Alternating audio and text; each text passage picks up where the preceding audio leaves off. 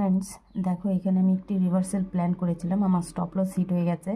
আমি স্টপ লসটা একটু বড়ই দিয়েছিলাম। যাই হোক, আমি কেন নিয়েছি সেটা আমি তোমাদেরকে বুঝিয়ে দিচ্ছি। দেখো, মার্কেট এখান থেকে কন্টিনিউ ফল করতে করতে একদম আমার এই ট্রেড লাইন এবং সাপোর্ট দুটোকেই টাচ করে নিয়েছে। তো আজকে ভাবলাম যে এখান থেকে একটা রিভার্সাল হবে ভেবেছিলাম। তো আমার ভাবাতে তো মার্কেট চলবে না। তো যাই হোক, আমি আমার সেট আপ মতো আমি নিয়েছিলাম। এখান থেকে এই ট্রেড লাইন থেকে বা এই সাপোর্ট থেকে একটা পুল ব্যাক হওয়ার চান্স ছিল, রিভার্সাল। তো সেটা হয়নি, হয়তো কোনো নিউজের কারণে। তো যাই হোক, আমি সেটা অ্যাকসেপ্ট করে নিচ্ছি। এখানে দেখো আমার কতটা লস হয়েছে।